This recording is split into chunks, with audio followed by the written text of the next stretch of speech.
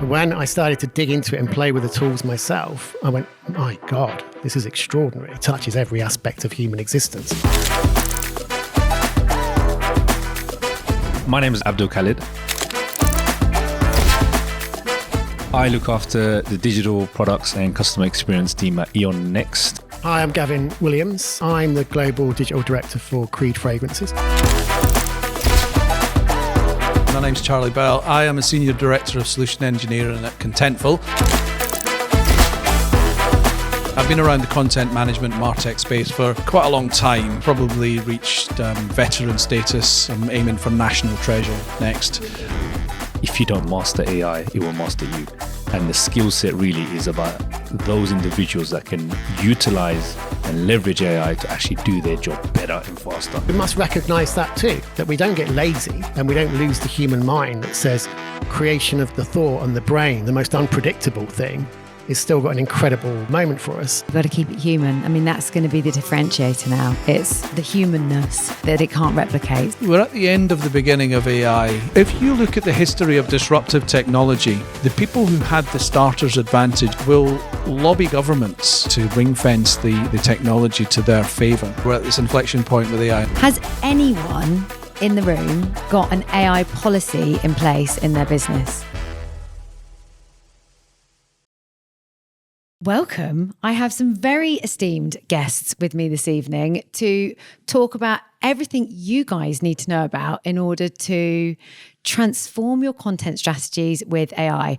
I personally am really excited about this subject because we've just started, I guess in the last 6 months to a year, as I'm sure a lot of you have, really exploring and utilising AI in our own content strategies.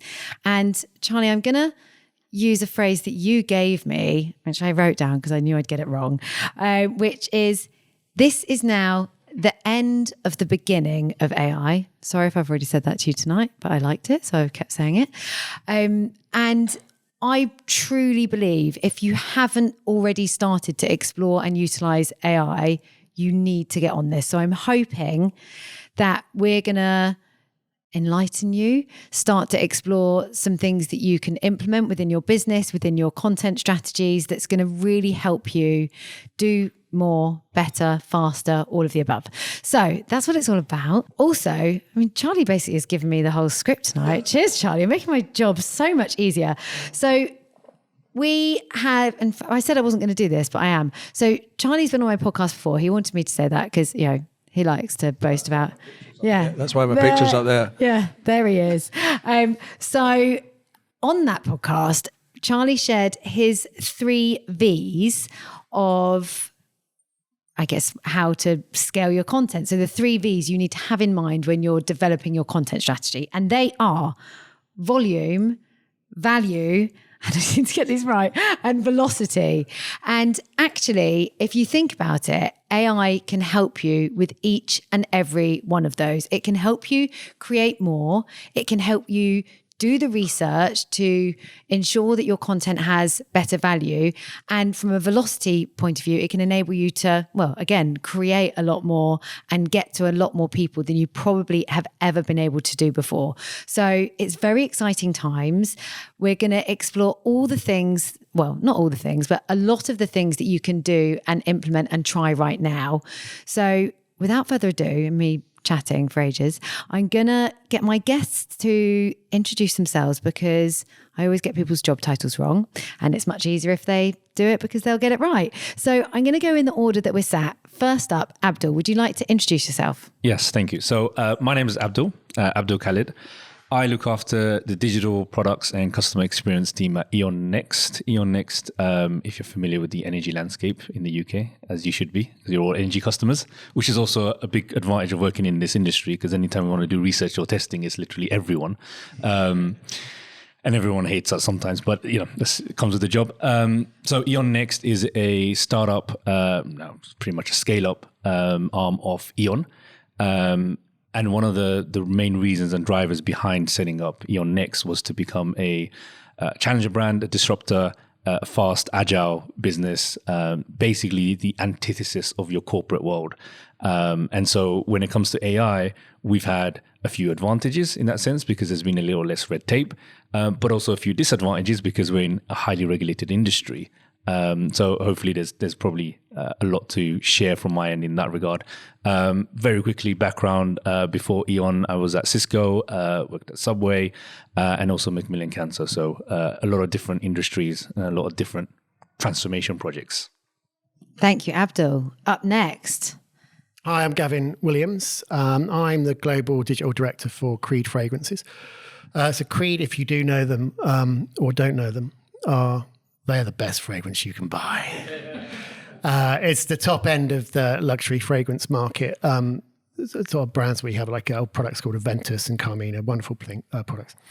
But we're very much in the luxury sector. So when we think about what AI is for us, it's a complementary set of tools rather than a creation set of tools. We're not there to try and artificially create experiences. Our provenance is massive.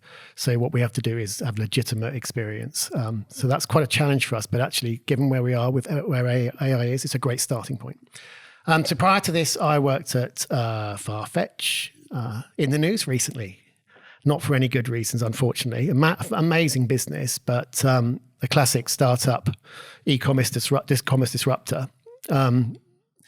And I headed up their Store of the Future division, so it was all innovation.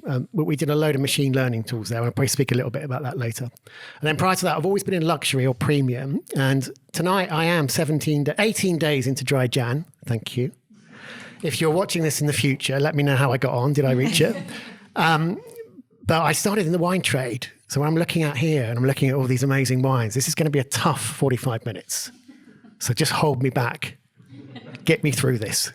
Gavin, I also but spent a lot of time in the drinks industry at Pernod Ricard. I didn't know that about you. I was a wine society man and a Laithwaite's man. I used to drive one of those, it was a Jacobs Creek, branded Toyota. I thought you were going to say Jacob's Cream Cracker van. Well, I actually used to call it the Crackmobile, but that's a whole other story. So last but not least, I mean, he's already had enough introduction, but let's do it again, Charlie. Yeah, so for those of you who don't know me, my name's Charlie Bell. I am a Senior Director of Solution Engineering at Contentful, and we work obviously with Street Agency. I've been around the content management MarTech space for quite a long time, and probably reached veteran status. I'm aiming for national treasure next. But I think from my perspective in terms of AI, from a platform perspective, is it has a massive disruptive effect on our platform, and what is our responsibilities as a platform to use AI to help our customers understand AI, to bring it into the platform in a way that brings value to customers. So I think that's going to be my view on the evening, I think. Can I ask a question? Sorry, this is not in the plan, but I like to break the rules. Yeah. Have you got AI built into the Contentful platform right now? Funny you should ask. Yes, we do actually. I don't actually know the answer, by the way. This isn't like a setup. We do, and I think that brings us probably to one of the first talking points, which is about the responsibility that we have as a platform vendor to use AI in a way that that not only makes it easy for our customers to use AI and to generate content, and it certainly unlocks a lot of features and cool functionality that probably would have been quite mundane otherwise, like the ability to create content. You've talked about the volume aspect of it, but I think that there's a huge amount of content that sits around, what you can call the showpiece content, which is things like SEO tagging, keywords, descriptions, meta tag, all of that sort of stuff. AI is definitely a game changer, and that's already built into our platform. The secondary part is things like image generation, so you can use the plugins to OpenAI's DALL-E engine to generate images, which can be used for things like mock-ups and that sort of thing. So yes, we do have it, but I think we can probably come on to some of the more compliance aspects of that later on. But yes, we do. Yes, it's there. So I know. Can I jump in there? Yeah. I feel like I need to jump in. Go for it, Gavin. Because I feel like if you're like me, AI means a lot of things. And I don't know if you've just come out, if you've seen the coverage of CES, but everything was AI, even if it wasn't. And an AI vacuum cleaner is not something I need at the moment. But we have to be clear about what it is and what it could be, because the moment ChatGPT launched, if you did a parallel search on analysis of search volume for the metaverse goes down here. Now, for a year previously, every agency in the land was telling me I need to be on the metaverse. So when AI hits, my first instinct is, oh, Jesus, not again. But when I started to dig into it and play with the tools myself, I went, my God, this is extraordinary, because it doesn't just touch marketing and sales and content. It touches every aspect of human existence. That is the reality of it. At which point you've got to take a massive deep breath and go, where do I even start with this? Where do I even start? And then when you see the likes of ChatGPT go through their internal dramas and the revolution at the board level between making money and keeping true to principles, we know we're at that point now where it's going to accelerate really hard, because when money needs to be made, generally things go really, really quick. So when I started experimenting, my whole view was, as you said, was how can I just use it and learn it before deploying it? And I can tell you right off the bat, I've not deployed any AI content into a live environment for my brand. Our job at the moment is to experiment with it in the background with our teams to see the potential of the thing, at which point we can decide what's right for us. Because if you take AI on conceptually, it's going to give you a pretty big headache. And my brain doesn't work as fast as it used to. If I had an AI brain, it would work really quick. So I think that's where that sort of framework, I guess, I don't know if you're all feeling that way, but that's generally how I feel about it. And if you've all parents, or any of you parents out there, and you go to school and you've got a headmaster this week and you've talking to me about how they may not set essay homework anymore because of AI, I start to think, wow, these guys are already thinking about that too. So it is affecting everything we do in life. So I just thought I'd interject with that. So I wanted to frame it with a sense of how I'm feeling about the topic at the moment before I tell you what I'm trying to do with it. I love it. Gavin, that was amazing. I might just go and sit down and drink wine with you lot. Abdul, now I know you have been, experimenting and doing some fantastic things with AI with E.on Next. Can you tell us a little bit about what you've been up to? Yeah, so I think probably touching upon what Gavin said, AI probably has a very, very big, or it's a big landscape. So there's a lot of different areas that you can dive into. Customer facing, business facing, support facing. And I think what's interesting is AI hasn't been in its truest form around for, it's been a lot longer than just the ChatGPT bubble. So obviously, if you go back 10 years and machine learning and even automation, some people would kind of throw that hat in the ring as well. There has been levels of AI happening in the background for a while now. So from an insights perspective, an insights and research perspective, we've been using AI for quite a bit right now. And I don't know if we can name drop platforms, but that might be for afterwards. No, do. I think let's do it. Okay, let's do it.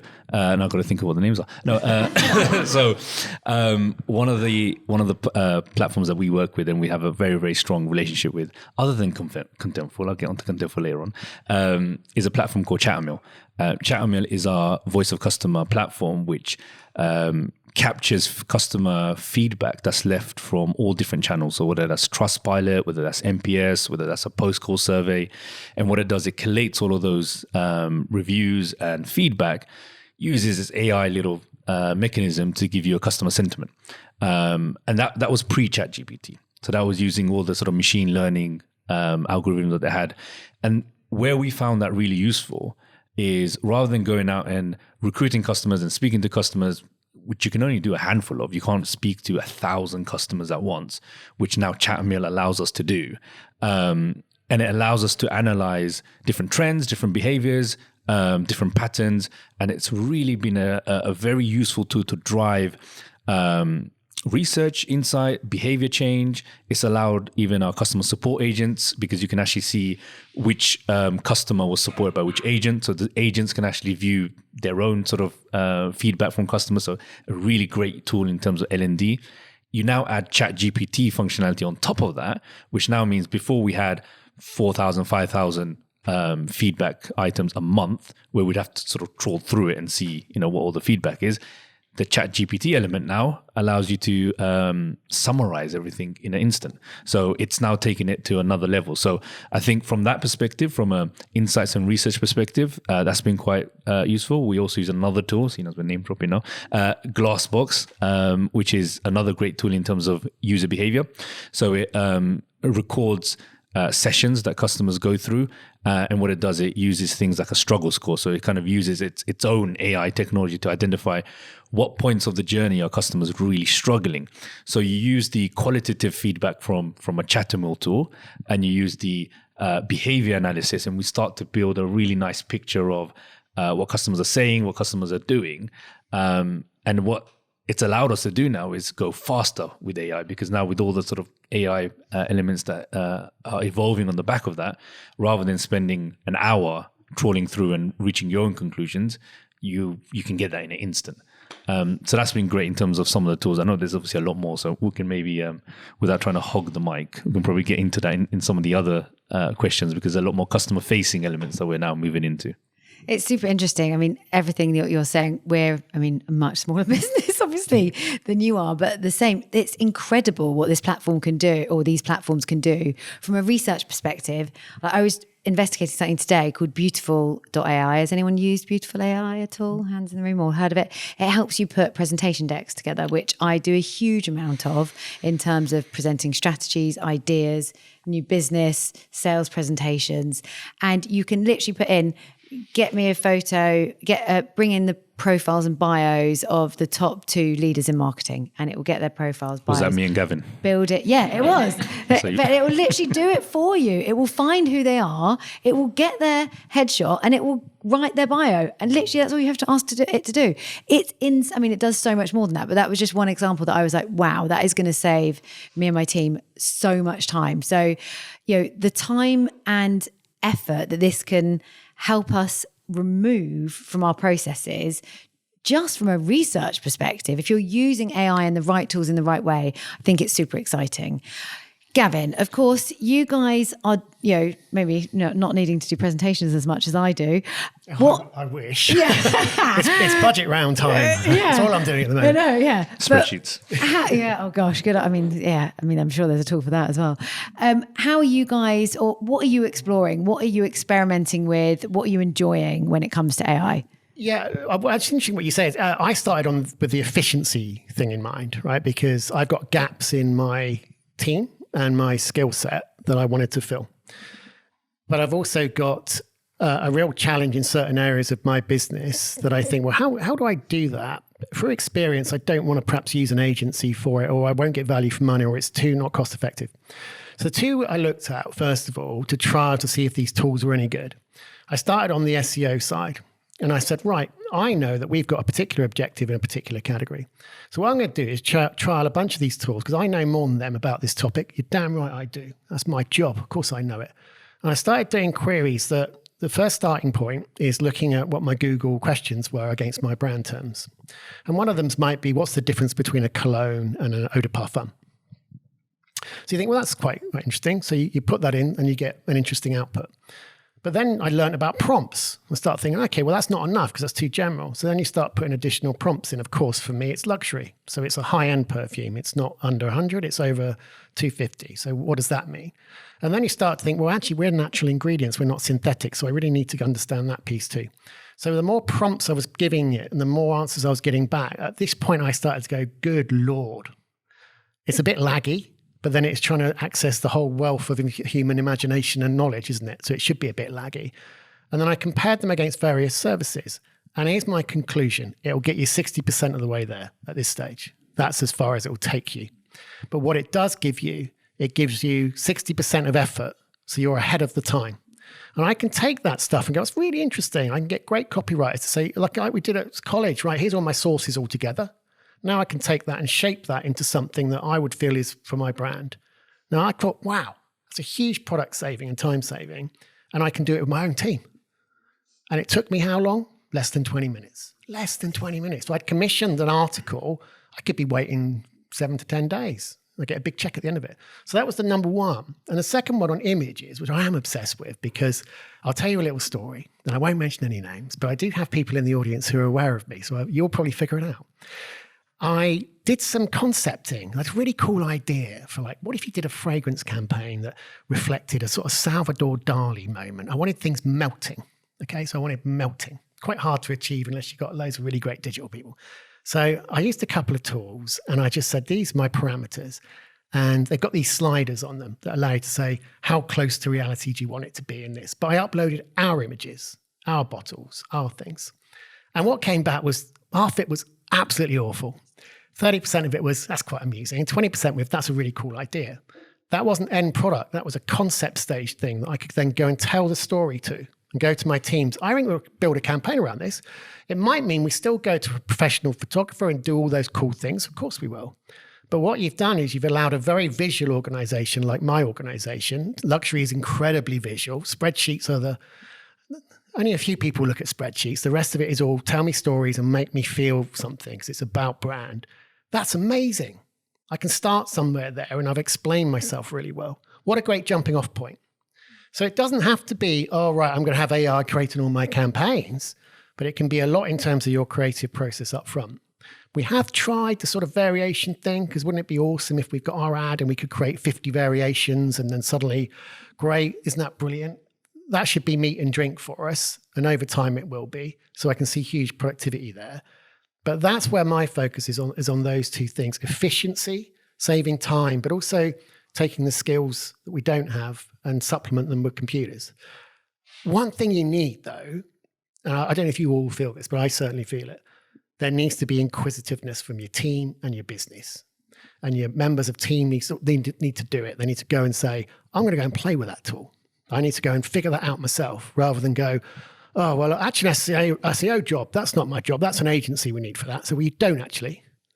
So go and find out yourself what these tools can do, because only with that playing with them are you going to understand the potential. So that's kind of how my approach to it is at the moment. As I said, I've not published anything of it. I'm looking at it and going, this is really cool. This is going to be really efficient for me. And I think that's enough for me at the moment. I was just going to ask, because actually one of the questions that was submitted is, as a business, how do we prepare our teams to start to implement AI or start to explore AI? And it sounds like, Gavin, what you're doing within Creed is just giving permission to explore and to go and play and to start to, give it a go, because there's so much out there. It does feel, and I'm sure lots of you guys in the room with us today are like, where do I even start? For me, it's about getting recommendations. I'm listening, and hopefully today, us talking about some of the tools that we're using, that will inspire you or, give you the opportunity to go and try them. But it's really, really tough to get started. So, Charlie, I feel like you want to answer this one. No, well, I was just going to say that the interesting thing is that we've only talked for about sort of 15 minutes, but we've already identified that there's a bunch of different tools out there, and we're going to see this proliferation of tooling. And we talked about it like CES. The whole of the MarTech landscape is going to, every part of your MarTech landscape is going to have AI in it. Is going to, and then you're going to have these pockets of content that sort of exists around a business, and that's always been the challenge that people have found very difficult to manage. And without trying to flog software, that's exactly what we do. But the interesting part for me is that we're now having conversations because of AI. That at Contentful, we're having conversations with people who do CPG or FMCG, fast-moving consumer goods, packaged goods, and they're saying, how do we use Contentful, or how do we use a tool like yours to build a structured content model that will allow us to train our own model? So how do we then pull the content together from our digital asset management system, our PIM system? How do we plug in things like creative labeling, bottling, packaging, and take the 20% that Gavin's mentioned, which is the 20% of the good stuff, and build that into a model that then trains, that allows us to generate content more quickly that actually is built on our model, so that we can scale that up. And we know for a fact that there's companies out there who are having that very disruptive conversation with themselves So they're not waiting for an agency or anyone else to come in and say to them, you should be doing this. They're saying to the point, let's experiment, let's try this, and let's figure out what it needs to look like for us. But the secondary layer that's on top of that is a compliance issue. So if they're training their own models with their own content, there's nobody's going to be up the chain saying that is their subject to a lawsuit or by New York Times, and we'd rather wait 18 months for that to resolve itself. So that urgency is and that capability is very much in front of them right now. So they're able to do that today. I think that you mentioned an interesting thing there about the compliance bit, and the New York Times lawsuit is really worth watching, because it highlights to us, everyone in this room now, is that all that AI is looking at is what's been done before. It's looking at the wealth of human history, and it's taking sources, and the New York Times being one. And their point is, you've taken our content as part of your learning engine, and you're producing content off the back of it. You're not paying us. It's exactly what happened with Google when they listed everything and made money off clicks. And the news guys would go, hang on a minute. So that's a bit of a challenge for the industry. But it does let us know that all the biases that we think that exist out there. Someone said to me, the problem with AI is completely biased towards Silicon Valley, because most of its thought leaders are libertarians. And okay, that's a nice soundbite to say, but we must recognize that too, that we don't get lazy and we don't lose the human mind that says creation of the thought and the brain, the most unpredictable thing, is still got an incredible moment for us. And in my example of the creative, I started to think about where would my resource be in 10 years, or where my kid, when he came out from school and he becomes the next global director of Creed. If he's doing that, what would his skill need to be? And what his skill would need to be is the art of the creation, the skills up here that says, right, I can think things through to the point where I need it to be created. So it won't be some of the stuff that we employ our guys to do, but the person that can think original thoughts or put stuff together, that skill, that's still going to be needed. So we're going to have to start thinking about shifting our skills matrix in the teams once we get to this point, and look for different types of people. Let's hope they're out there, because I'm not sure the schools are actually making them yet, because they're generally quite far behind making. Schools don't make children. That's what we do. I don't know. AI does now. Yeah, but they'll be coming. They'll be coming. Can I take it back to your question that you said, how do you start, or where do you start? Yes. It's actually a very simple answer. Ask ChatGPT.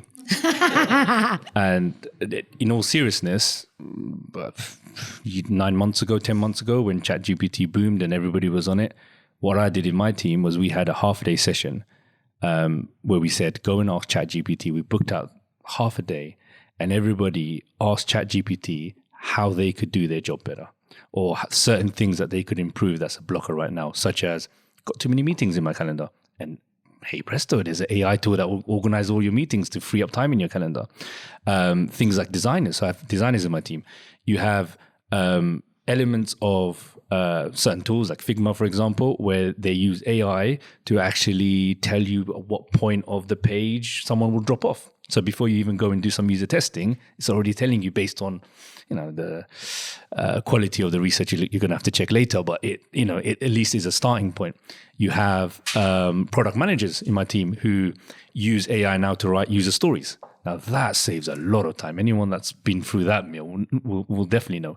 Developers, obviously, through Copilot, etc., have been sort of accustomed to AI technology a little bit beforehand. But checking code suggestions. So throughout the breadth of my team, just by able to do a prompt on a half a day, which they still say is the best workshop, which I'm slightly disappointed because I've run a lot of workshops and AI seems to have trumped me, has really allowed them to be a lot more productive on the back of it.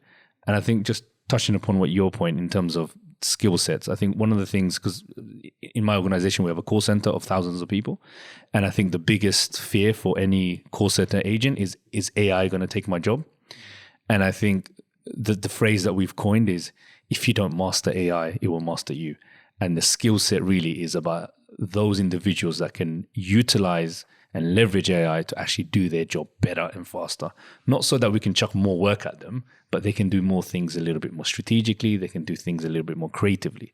To go back to the point, just ask ChatGPT tonight. There'll be no excuses after tonight. Ask ChatGPT, how do I get started? Actually, just another thought that's come to my mind. I've written probably in the past 6 or 7 months, 12 job briefs through ChatGPT with maybe 2 or 3% of touching up on top of it. Because I've had 12 people in the past 6 months, and all done through ChatGPT in terms of creating a job brief, creating their assessment and their test, creating the interview questions. I've usually been a bottleneck when it comes to hiring. To hire 12 people in 6 months is a rapid speed. And you can ask Ken there in the audience, usually quite a difficult person to get hold of. But ChatGPT has definitely freed up my time. So now I actually have a meeting with Ken in the diary. I actually did the same thing. Not that amount of people. I wish I had that amount of resource. But well, now we're going to create. Ken's going to be a bottleneck if you're adding me Ken, with him as well. Get out. Look, I think I did the same thing. And personal productivity is something I've been playing with, and we can all do it. Personal productivity for me is a real challenge, I'm sure, for all of you, and so ridiculously busy. I've tried everything. I've tried time boxing. I've tried to go back to paper. I've tried all this stuff. And what I've just realized is that the amount of tasks that I've got and questions I need answering, even to your point, putting decks together that I know only I can do at this point because it's my strategy deck. God dear, put the inputs and the prompts in. It'll get you so far the way there. And suddenly that thing that you go, oh, that's really dragging me down in my head. It's living rent free. It's giving me anxiety. Then on a personal productivity level, you can get yourself further down the line. I'm a big fan of those tools. I would say, just to map onto this, is, explore, guys. Like, the answer is, go and ask ChatGPT, I want to do this. Which are the best AI tools for me to go and investigate? And go and investigate them. Go and ask your network on LinkedIn. Like, the only thing, if you haven't started doing this now, is to start doing. It's about exploring. It's about testing. It's about understanding, like the guys have said, where the gaps in your teams potentially are, where the gaps in your knowledge are, or not even the gaps in your knowledge, where you can save time, the things that it can help you do quicker and faster than you could humanly possibly do. And there's so many platforms out there. On that, we have, and I think Emma will put up on screen in a bit, a QR code for everyone to add their favourite AI tools. We're going to also put it in the show notes of the podcast. So we're going to kind of, start a little social media frenzy on the AI tools that we're all using, because there are so many out there and different ones will work for all of you. But my biggest piece of advice would be to just start exploring. That is the key here. So I'm going to, go on, Charlie. I was just going to make a point, actually, about the end of the beginning. Because we were talking about it before we went on. You mentioned it, and we kind of just threw it into the mix there. But we're at the end of the beginning of AI. It's a Winston Churchill quote. It was talking about the war. It's not the beginning of the end. It's the end of the beginning. But we're at the point now where we're at this inflection point with AI, and I think there's two critical things that will happen. And I'd encourage you to watch out for this. And I think there's an action upon all of us here. Is that the first thing that's happening, is we're seeing it happening already, is that the intellectual property owners are actually saying, well, hang on a minute, you're training your model, and you're using our IP to train your model to then monetize, and then so we want a slice of that. That's the first thing. The second and most interesting thing I think that we're going to see is the political aspect of it. And without getting too deep and too morbid, talking about politics while everyone's waiting for their Barata to come out. But if you look at the history of disruptive technology, whether that technology was back in the days of oil drilling, the people who had the starter's advantage and the ChatGPT of the AI world, or the Facebook of the social world, will lobby governments to actually make it, to ring fence the technology to their favor. So watch it, because it's going to come, it's going to happen that those big players, Facebook, of course, lobbied Congress to say, we should ring fence this. Facebook social is very dangerous, etc., etc. So you should let us have control of this. I predict we'll see a similar thing with some of the AI players. And I think it's incumbent upon us as technologists and users of technology to explore and to keep, pushing things forward with different tools. ChatGPT is, of course, amazing, and DALL-E and all that sort of stuff. But it's a really interesting inflection point in the history, at the start of AI, that we're going to start to see this kind of thing happening. Now, if Facebook had been successful, we wouldn't have TikTok, we wouldn't have Snapchat, we wouldn't have any of those social platforms. And in a similar way, I think that if we allow ourselves to focus too much on one platform and give them too much power, there's a couple of things happen there. The first is that the platform itself, AI itself, so if ChatGPT is used to generate all of the content that people are putting out there, even if it's slightly tailored, it starts training itself. It starts to become a self-training model because all of the content that's generated is put out there, and then ChatGPT scans it and then brings it back in, and then so diversity of AI, I think, is an incredibly important part of that, and that comes back to the training of people training their own models, having a kind of plug and play AI into platforms like ours. And that's the way that we are thinking about it. Yeah, I think that B2B element is critical. I think the history of the internet has shown, or the history of capitalism has shown, everything goes to big business in the end. And the internet was supposed to be the distributor of content and distributor of production. It ended up in the arms of 4 or 5 businesses.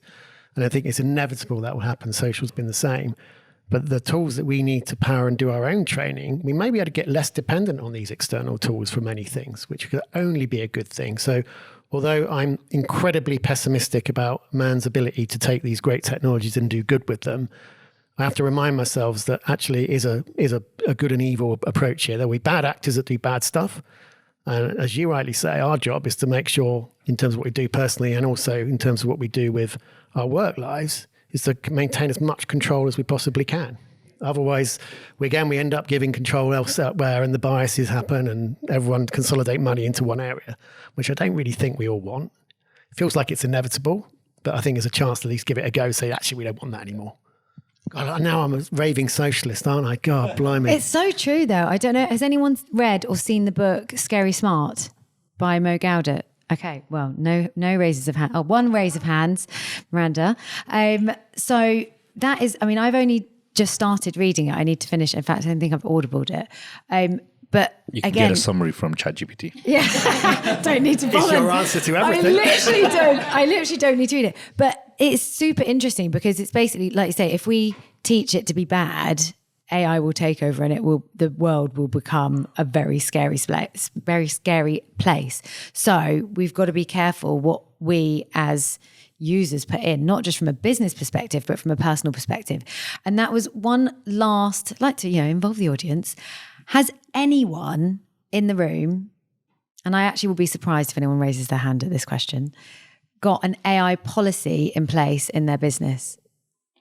Oh, Nortz has. Of course he has. AI expert in the corner there. But this is what we're going to need, guys. Like, there is no, we're going to have to introduce policies for this because it's going to overtake. So we need to make sure as, employers, as humans, we know the rules and because, it's going to get highly complex. So there's got to be, I think, some AI policies at some point. I know it's something that, I'm stealing this from another talk I listened to the other day, but it is, it's coming and we've got to be prepared. And I think thinking about all eventualities is going to be important. And regulation has always struggled to catch up, to keep up. I mean, keep up with the progression in technology. Regulation has always been the thing that's lagged behind. And we're going to see a lot more of that around AI. And we talked about it before on the podcast, that there's always someone in a business, especially in regulated industries like banking, insurance, finance, healthcare, that there's someone in the business who's ultimately responsible for the content that exists in that business and gets in front of consumers.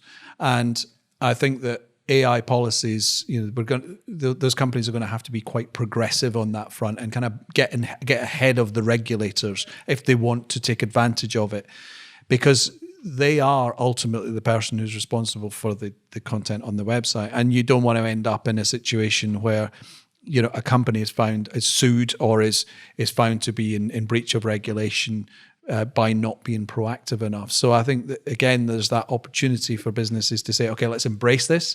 Let's put some safeguards and some best guesses around how we're going to control what we put out in front of people so that we don't end up getting sued by the New York Times for using something that that's the sort of thing that these people care about. And rightly so. So those are things that I think businesses, to your point about AI policy, need to start drafting now, I would say. Yeah, totally. Now, on a light-hearted note, and a very quick one. I know we've got quite dark at the end. I always wanted to be Iron Man, right? And the physique is not quite there, and the technology for the suit's not quite there. But I want Jarvis in my head. A world where I've got a guy who's my personal assistant that is guiding me through life, where I'm talking to my best mate called Jarvis, and I've got an iron suit and I'm saving the world. That was an AI vision from 1952, whatever it was, whenever Iron Man was published. So this has been with us forever. And I'm all in on Iron Man. So if that happens, that's where I'll be. In the skies, protecting you all. Guys, it has been, well, a pleasure to have you on the panel. Now, just before I close down, we do have a roaming mic. Is anyone brave enough, or does anyone have something they would like to ask the panel? Nortz has got a question at the back. We probably only have time for a couple of questions. So, Nortz, it looks like you've already got the mic there. Go for it. My question is very simple.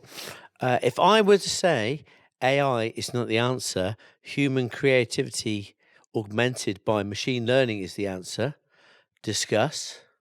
I'll go with that. I had a thought exercise the other day, because I have a love-hate relationship with my creatives wherever I've been.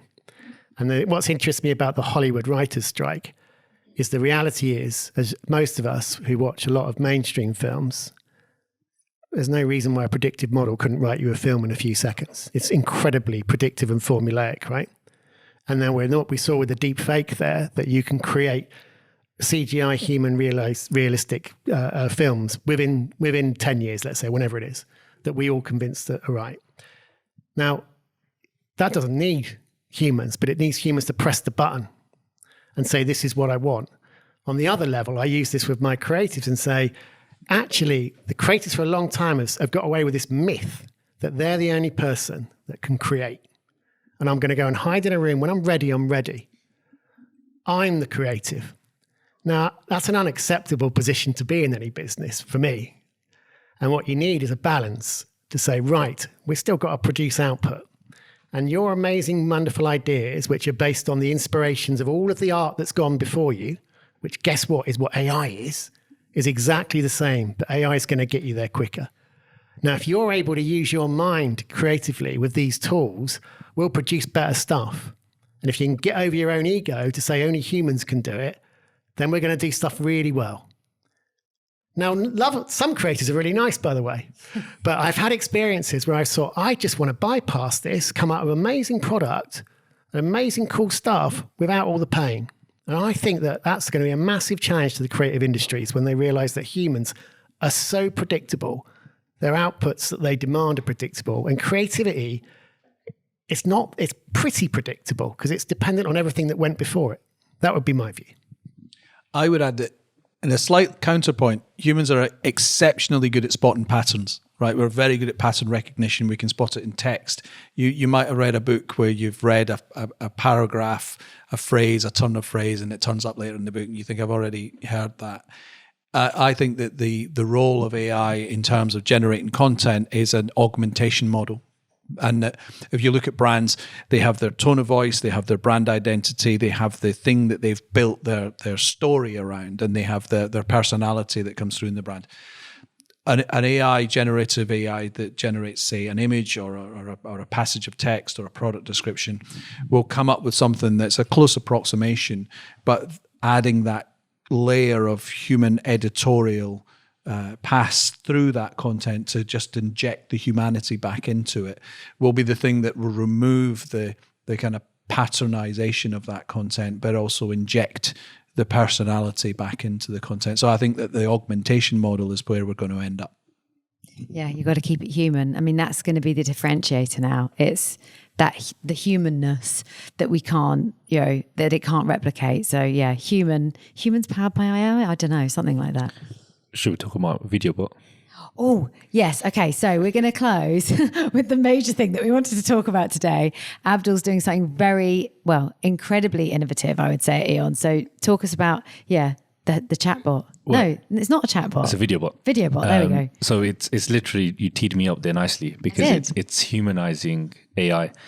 So in an energy crisis, when prices are incredibly high, one of the things that we realized was very important for customers was to have human interaction, especially when you've got customers who are dealing with serious debt. Some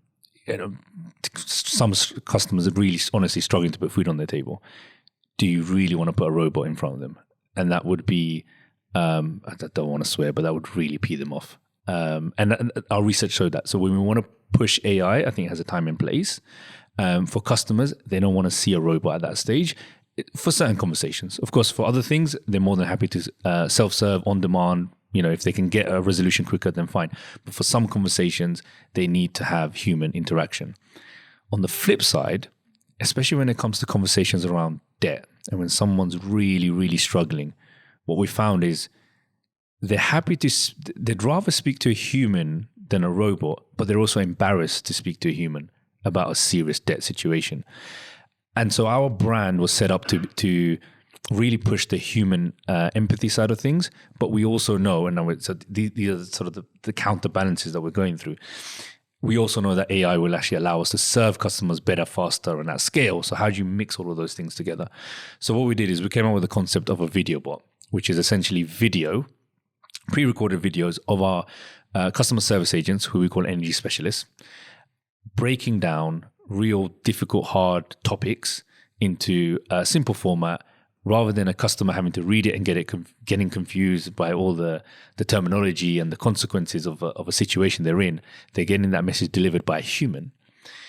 The only way we've been able to sort of personalize, automate, scale, and get the right conversation in terms of the right video at the right time is through sort of invisible AI in the background. So what happens is we're able to leverage the right type of video at the right journey or a touch point of a customer. They engage with that video, and then they're able to, they got a few options in terms of where they go next, and we're able to take them down almost like a video journey where they're constantly speaking, where they feel like they're engaging with the energy specialist. And then by the time they reach the end of that, they can either self-serve without actually knowing they've been served by a robot, or they can actually speak to someone. But by the time they speak to someone, they've already broken the ice of some serious, difficult conversations. So when they get a call back from an energy specialist, they've already gone through the difficult part of the conversation, and they already feel like they've communicated that with them. So it's still early stages. We've trialed it with some customers. The positive sentiment has caused us to sort of scale it. And I think the beauty is, when we first started research around this, a lot of customers in this topic area were very against AI.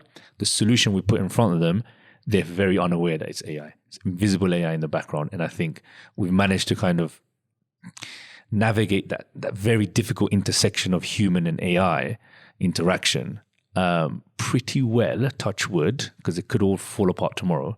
But so far, I think we've managed to navigate those hurdles pretty well.